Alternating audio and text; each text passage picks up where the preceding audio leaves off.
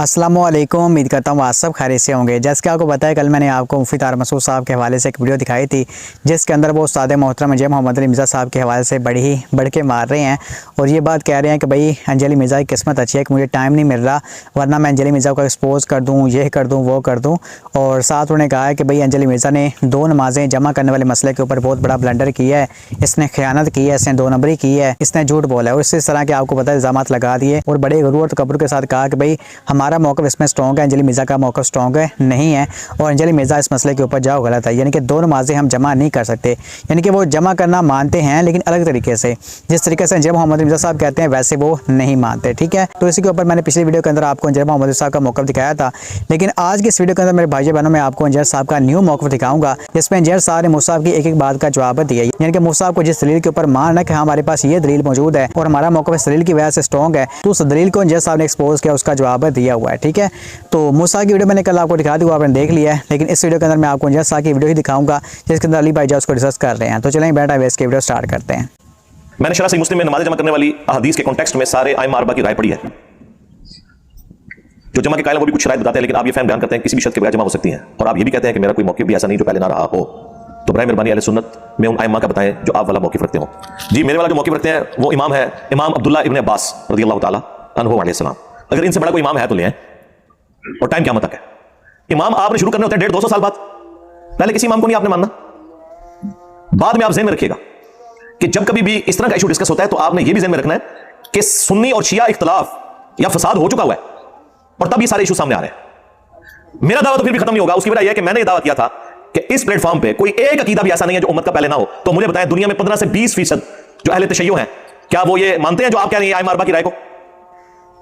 ये तो सुन्नियों के इमामों की राय आपने पेश की है ना।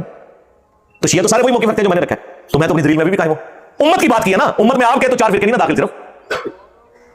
और मैंने जब ये बात की थी उसमें मैंने ये बात क्लियर की थी कि मेरी बात बातें ऐसी हैं जिसे शिया सही समझते होंगे, सुन्नी गलत समझते होंगे, और बात बातें ऐसी हैं जिन्हें सुन्नी सही समझते होंगे और शिया गलत समझते होंगे। और फिर सुन्नियों में भी बात बातें ऐसी हैं जो अहले हदीस सही समझते होंगे, देवबंद बरेलवी गलत समझते होंगे, और बात बातें ऐसी हैं जिसे देवबंद और बरेलवी सही समझते होंगे और अहले हदीस गलत समझते होंगे। तो मेरा दावा कहां से खत्म हुआ है? मेरा तो कभी ये दावा ही नहीं है कि सिर्फ सुन्नी फिरके के अंदर जो बातें हैं हम उसे मानते हैं। वैसे तो मैंने क्लियर कर दिया, अगर आप ये समझते हैं कि अब्दुल्ला इब्न अब्बास शिया थे, वो सुन्नी नहीं थे, तो फिर तो अपनी किस्मत दूर हो।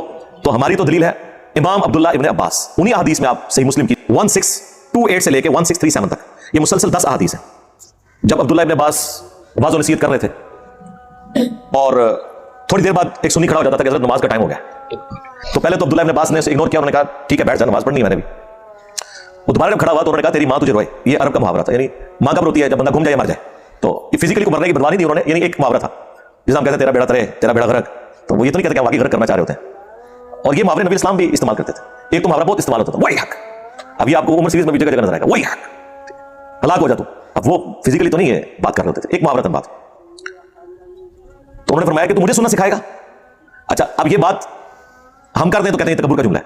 अब्दुल्ला इब्न अब्बास ने कहा कि तू मुझे सुनना सिखाएगा। उन्होंने किसी ने उनके ऊपर तकब्बुर का फतवा नहीं लगाया। फिर उन्होंने फरमाया कि नबी सल्लल्लाहु अलैहि वसल्लम ने बगैर खौफ के, बगैर बारिश के, मदीना शरीफ में, यानी बगैर सफर के 3 उज़र उड़ा दिए उन्होंने। 3 ही उज़र हो सकते हैं ना, खौफ में जान का खौफ, बीमारी का खौफ, ये सारे खौफ ही है ना, दुश्मन का खौफ, बगैर बारिश के, बारिश में सारा क्रिटिकल सिचुएशन है, घर से आप बाहर नहीं निकल सकते। उस जमाने में तो वैसे ही नहीं निकल सकते थे, कच्चे रास्ते, कीचड़, पानी जमा हो जाता था। मदीना शरीफ में यानी बगैर सफर के, जब वो ये कह रहे थे बगैर खौफ के, बगैर बारिश के, बगैर सफर के, अब सुन्नियों के बाबों ने और इनके मौलवियों ने बीच में लगा लिया कि इसमें ये तो नहीं लिखा हुआ कि बगैर किसी वजह के। ये अब्दुल्ला इब्न अब्बास के फरिश्तों के दिमाग में ये बात नहीं होगी कि इसमें से ये पाक किसी ने निकाल लेनी है। वो यही तो कहना चाह रहे थे कि कोई वजह नहीं थी। वो कहते नहीं जुमला बोले जब भी कह रहा है बगैर खौफ, बगैर बारिश, बगैर सफर के, मुराद ये कि ये 3 तो बड़ी बड़ी वजूहात हैं जिनकी वजह से नमाज़ें जमा हो सकती हैं। इससे ये भी साबित हो गया कि इन तीनों जगह पे वैसे ही हो सकती हैं। ये इसके अंदर इंप्लाइड है कि बारिश हो, खौफ हो, सफर हो तो आपने जमा करनी है। इसके बगैर भी नबी इस्लाम ने मदीना शरीफ में हमें जोर असर की नमाज़ें जमा फरमाई और मगरिब और इशा की भी जमा की। तो ताबीन पूछते हैं कि ये रसूलुल्लाह ने अमल क्यों किया था सल्लल्लाहु अलैहि वसल्लम? तो उन्होंने कहा ताकि उम्मत के लिए इस मामले में आसानी हो जाए और कोई हर्ज, तंगी बाकी ना रहे। 2 बातें इरशाद फरमाई हैं, उम्मत के लिए आसानी हो जाए और कोई तंगी बाकी ना रहे। ये आपने जुमले ज़हन में रखने हैं। इमाम अब्दुल्ला इब्न अब्बास, ये इमाम अबू हनीफा, इमाम शाफी, इमाम मालिक, इमाम अहमद की बात नहीं हो रही है। इमाम अब्दुल्ला इब्न अब्बास जो उस हदीस के रावी हैं, और हदीस का रावी हदीस का फाहम सबसे बेहतर जानता है। वहां कोई एक और सुन्नी बैठा हुआ था इन्वर्टेड कामा में, वो कहता है कि जब अब्दुल्ला इब्न अब्बास ने बात की ना तो मेरे दिल में कलक आया कि पता नहीं झूठ मारता है सही कहता है। कहते हैं मैं चुप करके उस मजलिस से उठा और हज़रत अबू हुरैरा के पास गया और मैंने कहा देखिए इब्न अब्बास किस किस्म की बातें कर रहे हैं, राफ़ज़ियों वाली। तो उन्होंने भी आगे से उनको डांटा, उनका कि इब्न अब्बास ने जो कहा सच कहा, ये तो अबुल कासिम की सुन्नत है सल्लल्लाहु अलैहि वसल्लम। कि नमाजें जमा की जा सकती हैं इल्मी मजलिस में। ज़रा कंटिन्यूटी टूट जाती है ना। यहाँ पे भी आप लोग जब चले जाते हैं तो यहाँ इंतजामिया के लोग हम जोर और असर की नमाज को जमा करते हैं। ज़रा ये इल्मी मजलिस है, बस ये एक ही नमाज है जो हमने यहाँ जमा करनी होती है। फिर तो अगली संडे को ये अकेडमी खुलेगी, अकेडमी बंद हो जाएगी शाम को। ये तो एक स्टूडियो रिकॉर्डिंग की मुलाकात के लिए एक बैठक है। अच्छा, अब उसमें ना ये जो मुस्लिम शरीफ की हदीस है ना, इसके नीचे कुछ ताबीन की आपस में डिस्कशन है जो नकल हुई है, इमाम मुस्लिम ने नकल की है। बात की फिर भी तसल्ली नहीं ना होती। वो कहते हैं कि मेरा ख्याल है कि रसूलुल्लाह ने जोर आखिरी वक्त में पड़ी होगी और असर अव्वल वक्त में पड़ी होगी। अच्छा, ये जो जुमले हैं ना वो उठा के कहते हैं कि देखें जी वो ताबीन इससे मुराद जमा तकदीम या जमा ताखीर नहीं लेते थे, बल्कि जमा सूरी लेते थे। और जमा सूरी को तो सारी मानते हैं, जमा सूरी तो जमा होती नहीं है किस्म की। जोर आखिरी वक्त में और असर अव्वल वक्त में आपने पढ़ी तो कौन सी जमा हुई? जोर जोर के वक्त में हुई, असर असर के वक्त में। और ये वो जमा है जिसे हनफी भी कहते हैं, ठीक है। मसलन आजकल ऑलमोस्ट जो सुन्नत के मुताबिक असर का वक्त दाखिल हो रहा है तकरीबन 2:45 बजे। आप 2:30 बजे जोर की नमाज पढ़ लें और 2:45 पढ़ लें असर की नमाज, तो नमाज अपने वक्त के अंदर है। इसे कहा जाता है जमा सूरी सेंटर में। और एक है जमा तकदीम। जमा तकदीम यह है कि जोर के साथ ही असर मिला ली जाए। वो बुखारी मुस्लिम में है कि नबी इस्लाम अगर जोहर के वक्त सफर के लिए निकलते तो उधर ही मदीना शरीफ के अंदर ही जोर असर इकट्ठी पढ़ लेते। तो क्या मतलब है कि असर का वक्त तो शुरू ही नहीं हुआ, तो जमा तकदीम होगी। ये वाज़ेह हदीसें हैं बुखारी मुस्लिम की, हनफी नहीं मानते इसको। उसमें लिखा हुआ है कि अगर जोर का वक्त शुरू हो चुका होता तो आप असर भी साथ ही पढ़ के निकलते। अब हनफियों की तो मौत होगी ना इस हदीस की वजह से, क्योंकि यहां तो जमा सूरी हुई नहीं है, जोर का वक्त दाखिल हुआ है। उसके आगे लिखा हुआ फिर कि अगर आप जोर का वक्त दाखिल होने से पहले निकलते फिर असर के वक्त में जाके दोनों नमाजें जमा करते ताकि ज्यादा ट्रैवलिंग हो जाए। लॉजिकल है, तो बिल्कुल वाज़ेह हदीस है बुखारी मुस्लिम में। तो मुझे बताएं क्या हनफियों ने ये सफर वाली हदीसें मान ली नहीं है नमाजें जमा करने वाली? वो तो सफर में मानने के लिए तैयार नहीं है। वो सिर्फ कहते हैं हाजी उम्रे वाला हम मानते हैं। उम्रा भी नहीं, हाजी जो मैदान अरफात में जोर असर जमा होती है और मुज़दलिफा के अंदर मगरिब और इशा जमा होती है, उसको वो भी मानते हैं कि चाहे वो खुली छुट्टी है, जितनी देर मर्जी जोर का वक्त से लेकर मगरिब का वक्त होने तक और वहां मगरिब से लेकर फजर का वक्त दाखिल होने तक किसी भी वक्त वो नमाजें जमा हो सकती हैं। उसके अलावा वो नहीं मानते और कहते हैं हज की खुसूसियत है। तो सरकार अगर हज की खुसूसियत है तो आप जो लोगों को ये कहानी करवाते हैं कि कुरान में ये आयत है इन्न सलात कानत अलल मुमिनीन किताबम मौकूता, बेशक नमाज मोमिनीन पर वक्त बांधा हुआ फर्ज है, तो ये हज के मौके पे तो आप भी कुरान की मुखालफत कर रहे हैं। जो आपने तशरीह किया, हमारे नजदीक तो आपकी तशरीह फ्रॉड है, वो साबित करेंगे। कुरान में तो सूरह बनी इसराइल में नमाज के औकात ही 3 आए हुए हैं। पहले आप कुरान से 5 नमाजें तो साबित करें। कुरान तो नमाजों की टाइमिंग 3 बताता है, फजर, दिन की नमाज और रात की नमाज। फजर अलग है, दिन की नमाज कौन कौन सी है, जोर असर, और रात की नमाजें मगरिब और इशा, क्योंकि गुरूब आफ्ताब के बाद रात शुरू हो जाती है। तो सरकार कुरान में अगर लिखा है कि मोमिनीन पर वक्त बांधा हुआ फर्ज है नमाज, तो कुरान तो नमाज के 3 औकात बता रहा है, तो आप 5 नमाजें क्यों पढ़ते हैं? अब वो जी बुखारी मुस्लिम में आई है। हाँ, 5 नमाजें बुखारी मुस्लिम में आ जाए अलग अलग औकात में, जो हमारे नजदीक भी अफजल यही है। हम भी अलग अलग ही पढ़ते हैं, कभी जमा भी कर लेते हैं। और बुखारी मुस्लिम में जो सफर में जमा करने की हदीस है वो आप ना माने। अफतुमिनूना बिबादिल किताब व तकफुरूना बिबाद, किताब के कुछ हिस्से को मानते हो और कुछ का कुफ्र करते हो। फिर जिल्लत ही काटनी पड़ेगी ना उस शख्स के हाथों जो नारा लगाता है कि मेरे नबी साहब है ही कोई नहीं, तेरे बाबे थे शाह ही कोई नहीं।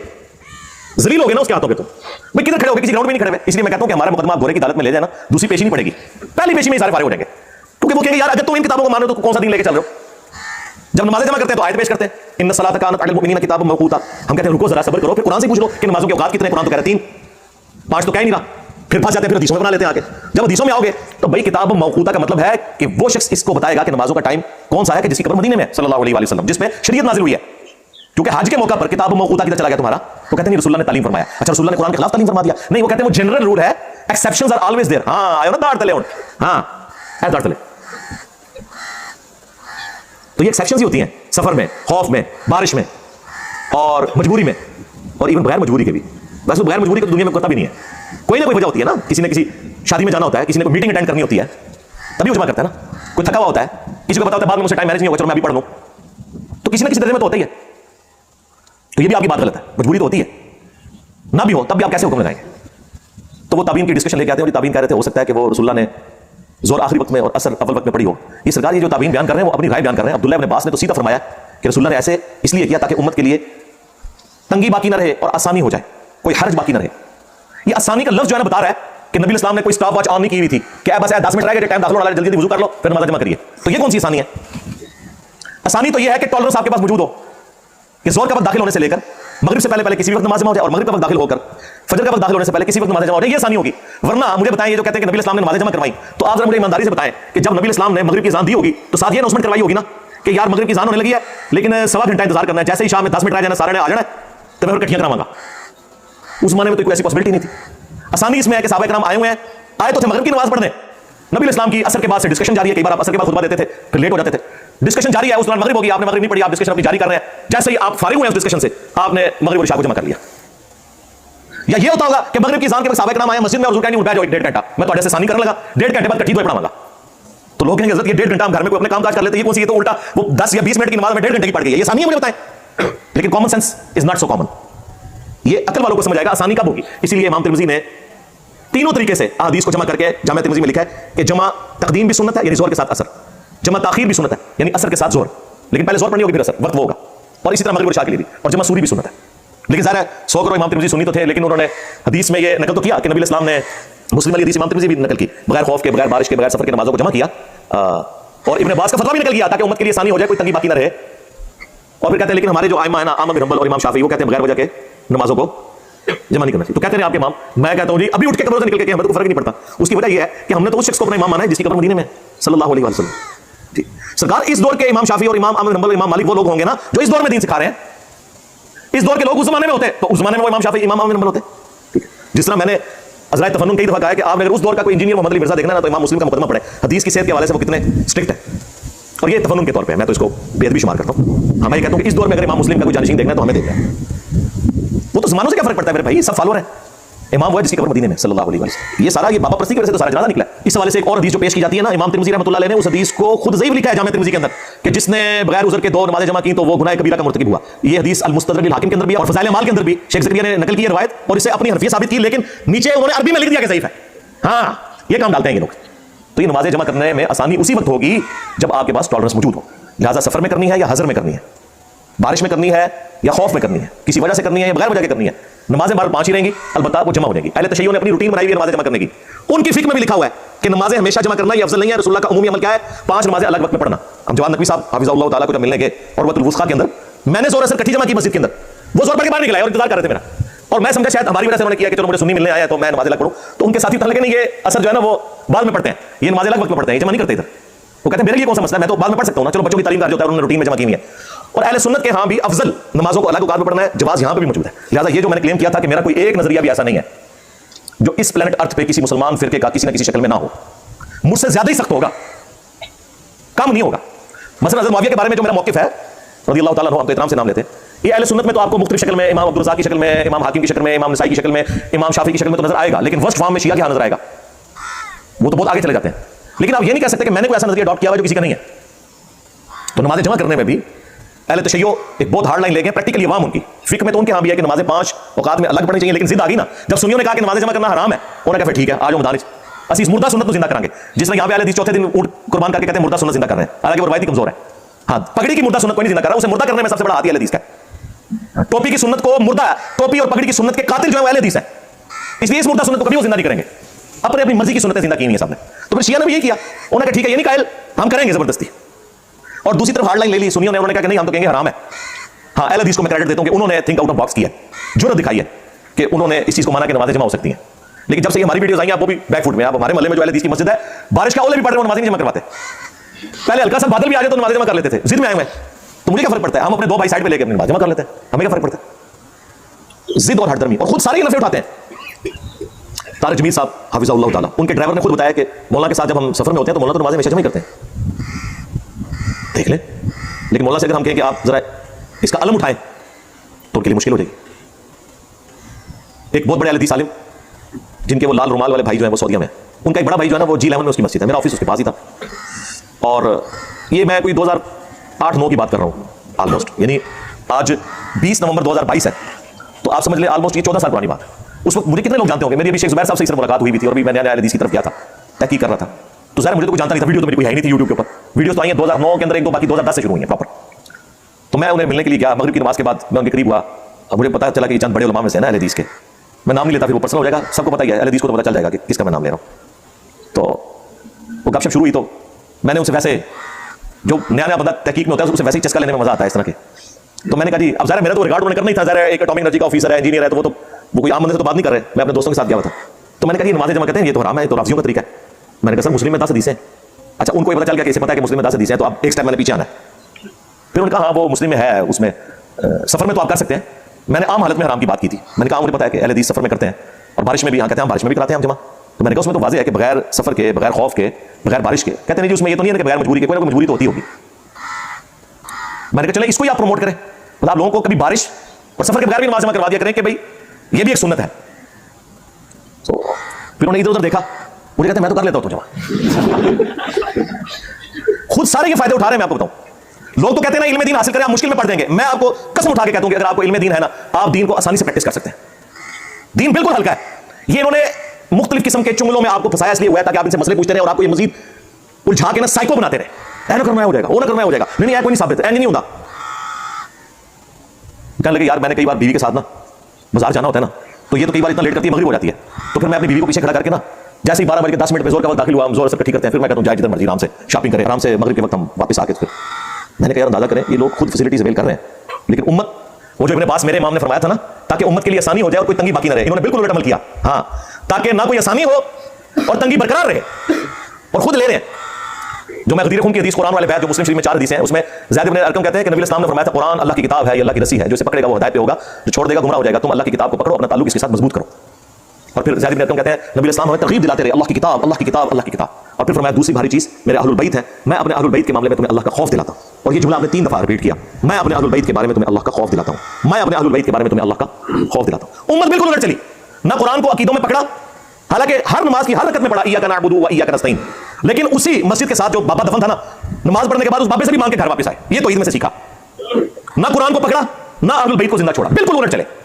यहां पे भी इमाम अब्दुल्लाह इब्न अब्बास, और सरकार अब्दुल्लाह इब्न अब्बास तो वो है जिनके बारे में बुखारी में हदीस है कि अल्लाह इब्न अब्बास को कुरान का फहम अता फरमा। तुम जो हनफी लोग हमें आयत पढ़ के सुनाते हो इन्न सलाता कानत अलल मुमिनीना किताबन मौकूता, तो इस आयत की शरह अब्दुल्लाह इब्न अब्बास को ज्यादा आती है, तुम लोगों को ज्यादा आती है क्या? उन्होंने खिलाफ वर्जी की कुरान की? नहीं, कुरान का फहम था उन्हें। वो तो हमने आपको बताया ना कि कुरान में तो नमाज के फिर 3 औकात हैं सूरह बनी इसराइल में। हाँ, तो फिर तो आपको 3 औकात में 5 नमाजें पढ़नी चाहिए। और यहां प्रोपेगेंडा किया हुआ जनाब शिया 3 नमाजें पढ़ते हैं, एक गरीब तो बदतमीज। और यही सुन्नियों की जाहिलियत है जिसने शिया को अपने कई गलत नजरियात पर मुहकम किया। उन्होंने ये तो है जाहिल, इनको तो अपनी मुस्लिम शरीफ का नहीं पता, वैसे हमारे से कर रहे हैं। जिस तरह हमारे स्टूडेंट्स देवबंद बरेलवी अहले हदीस और शिया के उलमा को भी जाहिल समझ रहे होते हैं, क्योंकि उन्होंने तो मेरी वीडियोस देखी है, उन्हें तो पता था यार इसको क्या पता, ये बेचारा अपने कभी कुएं से बाहर नहीं निकला, कैसे क्या पता कि क्या होगा। जिस तरह वो आपने देखा कि लाइफ स्टोरी में एक 13-14 साल का बच्चा है, आप जरा उसका कॉन्फिडेंस लेवल देखें, लगता है किसी बड़े बंदे की रूह उसके अंदर आ गई है। वो कहता है वो एक आलिम दीन के साथ मेरा मुनाजरा हो गया, छोटा सा बच्चा पगड़ी से काली बांधी हुई है, और कहता है वही जो इन्होंने सवाल रटे हुए, अच्छा बताओ एक एक्सीडेंट हुआ है एक बंदे का और वो तड़प रहा है और नमाज भी निकल रही है, तो पहले तुम उस बंदे को बचाओगे या नमाज पढ़ोगे? वो कहता है मुझे इसका जवाब पता था कि अनफी का जवाब देते हैं, लेकिन मैंने कहा मैं जवाब ऐसा दूं कि इसको एक बार लग बता जाए। तो वो कहता है मैंने उसको कहा कि मैं उसे तसल्ली से बचाऊंगा, हॉस्पिटल लेके जाऊंगा, बाद में नमाज जमा करके पढ़ूंगा, क्योंकि ये भी सुन्नत है। आया ना और तू दाढ़ थले, वो बच्चे तो कहने के नमाज जमा करूंगा। अब आगे किसकी जरूरत है जो कहने नमाज तो जमा नहीं हो सकती, वो खोल के सामने रख देगा। अब ये मानना भी खत्म हो गया कि कुरान में तो अल्लाह ताला ने फरमाया कि नमाज मुकर्रर वक्त पे पढ़ना फर्ज है, तो कुरान में तो सरकार फिर 3 औकात है, तो फिर 3 औकात में नमाज पढ़नी चाहिए। नहीं, हदीस में 5 औकात आए हैं, उसकी मजीद एक्सप्लेनेशन, तो सरकार सिर्फ इतनी तो एक्सप्लेनेशन, इसके आगे भी एक्सप्लेनेशन आई हुई है। बगैर खौफ के, बगैर बारिश के, बगैर सफर के भी नमाजें जमा हो सकती हैं, और सफर में तो वैसी सुन्नत है, इसके अंदर इम्प्लाइड है। तो ये सारी की सारी बातें जो कर रहे होते हैं सतही नॉलेज के तौर पे, मैं आपको वसूख से कहता हूं आप हमारी गुफ्तगू सुने, हम अपनी गुफ्तगू में मुखालिफिन के भी सारे दलाइल ईमानदारी से खुद बयान करते हैं, और फिर ये भी बताते हैं कि उन्होंने डंडी कहां मारी या उनके बड़ों ने कौन सी डंडी मार के इनके सर के ऊपर एक डंडा रखा हुआ है जिसकी वजह से कुरान सुन्नत नहीं मान रहे। तो आपके अंदर से एक दिन फिर आवाज निकलेगी कि मरने से पहले ऐ मुसलमान कर ले इस पे गौर, किताबों का खुदा और है, बाबों का खुदा और। बाबे भी इसी खुदा को मानते थे, लेकिन तालीमात उन्होंने अपनी दी हैं, किताबों वाली नहीं दी। किताबों का नबी और है, बाबों का नबी और, किताबों का दी और है, बाबों का दी और। सल्लु अला मुहम्मद व आलि मुहम्मद, अल्लाहुम्मा सल्लि अला मुहम्मद व अला आलि मुहम्मद व अस्हाबि मुहम्मद व अज़वाजि मुहम्मद व उम्मति मुहम्मद अजमईन इला यौमिद्दीन, आमीन। जी, तो मेरे भाइयों बहनों आपने वीडियो देखी है। अब यहाँ पर सादे मोहतरम जय मोहम्मद अली मिर्ज़ा साहब ने बहुत ही ज़बरदस्त तरीके से बयान किया, अल्लाह पाक ने कोई खैर ता फरमाए, आमीन।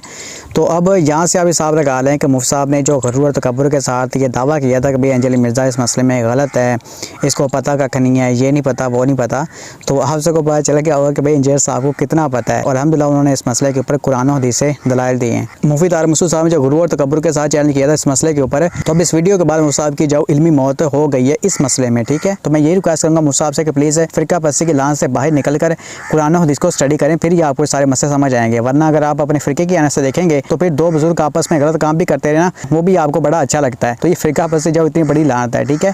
इसके अलावा मेरे भाई बहनों में आपको बता दूँ कि नमाज़ें जमा करने के हवाले से बड़ी एक आसानी मेरे लिए हुई है और मेरे जैसे नौजवान उनके लिए हुई है। यानी कि आपको पता है मैं यूनिवर्सिटी का स्टूडेंट हूँ, तो हफ्ते में एक दिन हमारी लेक्चर्स की रूटीन ऐसी होती है कि असर की नमाज़ के बिल्कुल भी टाइम नहीं मिल पाता, यानी कि उस टाइम हमारे लेक्चर्स हो रहे होते हैं और हम मगरिब के बाद बाहर कहीं जाकर जाओ फ्री होते हैं। तो हमारे लिए तो ये आसानी हो गई कि हम ज़ोहर के साथ ही जाओ असर को जमा कर लें और वहाँ पर जाओ नमाज़ें पढ़ लें, ठीक है। तो आराम सुकून से फिर बंदा लेक्चर लेता रहता है, कोई टेंशन नहीं होती। ये हफ्ते में एक दिन की मैं बात कर रहा हूँ, इसके अलावा तो बाकी जो नमाज़ें पढ़ी जाती हैं वो तो अल्हम्दुलिल्लाह जाओ अलग ही पढ़ते हैं। तो हमारे लिए तो बड़ी आसानी हुई है ये वाली, लेकिन वो साहब जैसे लोगों को ये मसले तब समझ आएंगे जब ये फ़िरका परस्ती के राह से बाहर निकलेंगे, ठीक है। वरना आप देख रहे हैं कि अंजर साहब ने कुछ छोड़ी नहीं है जिसका जवाब है ना दिया हो। खैर चले हम दुआ करते हैं कि अल्लाह पाक इनको इस बात से हिदायत दे, आमीन। अस्सलाम वालेकुम रहमतुल्लाहि व बरकातहू।